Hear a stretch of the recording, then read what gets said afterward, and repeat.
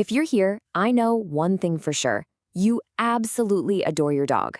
We all want to give them the best life possible. But what if I told you that some of the things we do, with the very best intentions, don't always translate the way we think they do in their world? And that's the big question, isn't it? Our dogs can't just come out and say, hey, that kind of scares me, or I don't understand what you want. So that's what we're going to do today. We're going to dive into some super common habits that might just be sending our best friends the wrong signals. Okay, so first up, let's talk about communication. Specifically, how some of our gut reactions, the things we do without even thinking, can get totally lost in translation and end up causing more confusion than anything else. So let's kick things off with number one. This is all about that knee-jerk reaction we have when our pup does something they're not supposed to.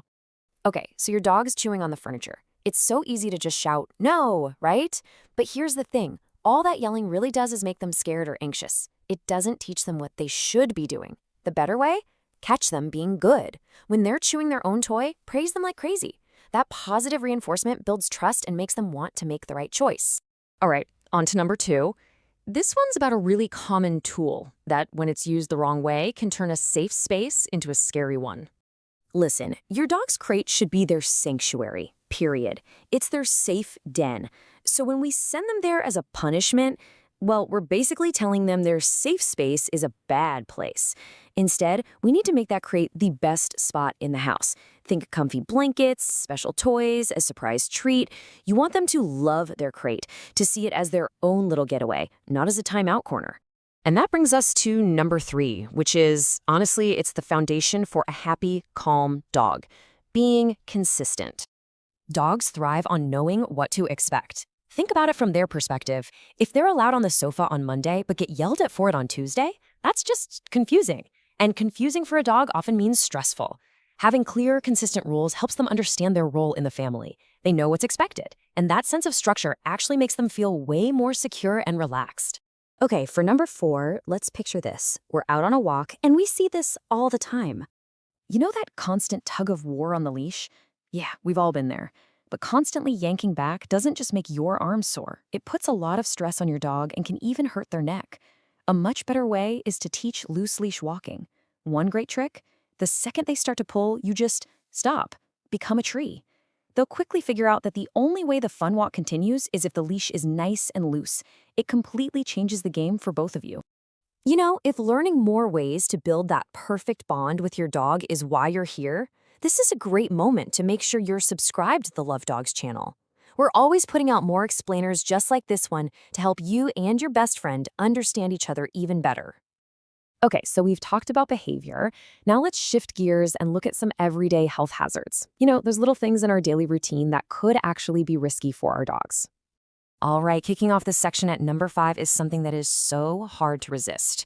You know the look, those big, soulful eyes staring up at you while you're eating dinner. Oh, it's tempting to share, isn't it? But so many human foods are a huge no-no for dogs.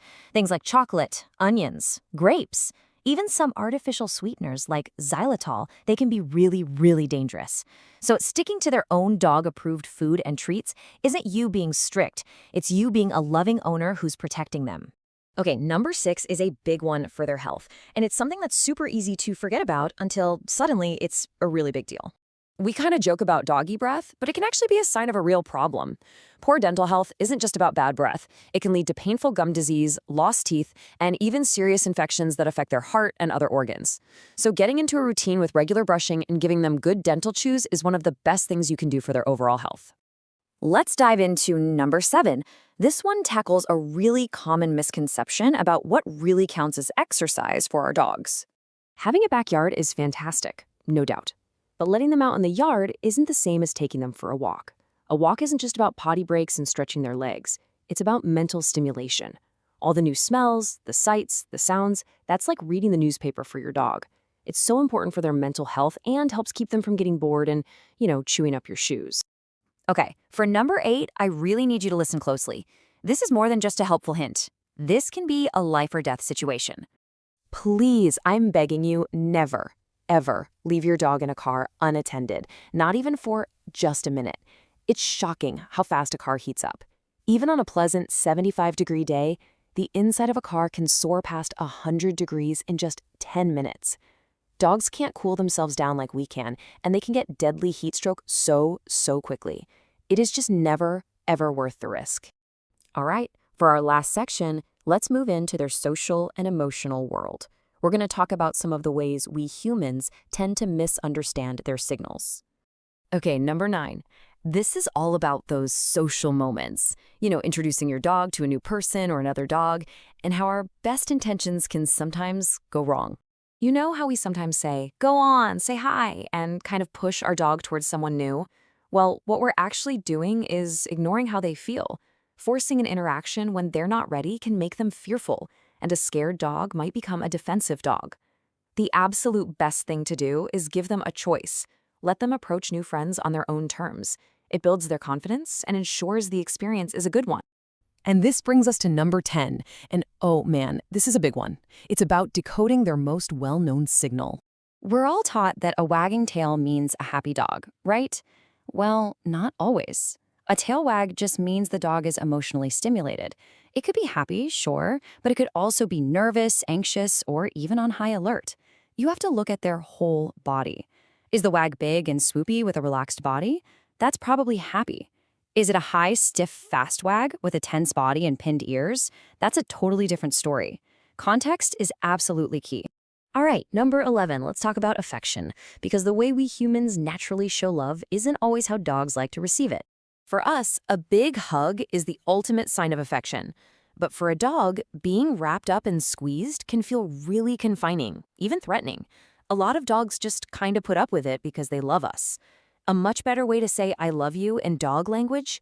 Try a nice chest rub, a scratch behind the ears, or some gentle pets along their back.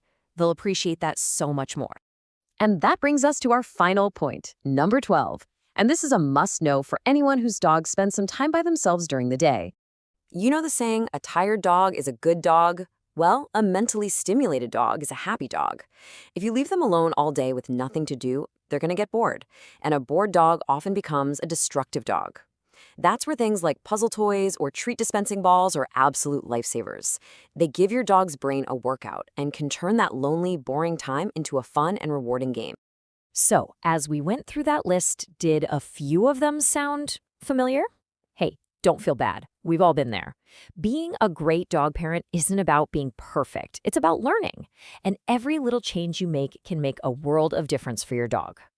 So, if we boil it all down, it really comes to this. First, observe and listen. Really pay attention to what their body is telling you. Second, always prioritize positivity. Reward the good stuff instead of punishing the bad. And third, make their health a habit. That means thinking about their diet, their teeth, and their exercise every single day. Because really, at the end of the day, the greatest gift we can give our dogs isn't a fancy toy or a special treat. It's the effort we make to try and understand their world, to see things from their point of view. So, I'll leave you with a question to think about. After everything we've talked about today, what's just one small change you're going to make for your dog? Thank you so much for joining me for this. If you want more ways to deepen that amazing bond you have with your dog, make sure you subscribe to Love Dogs. We'd love to have you.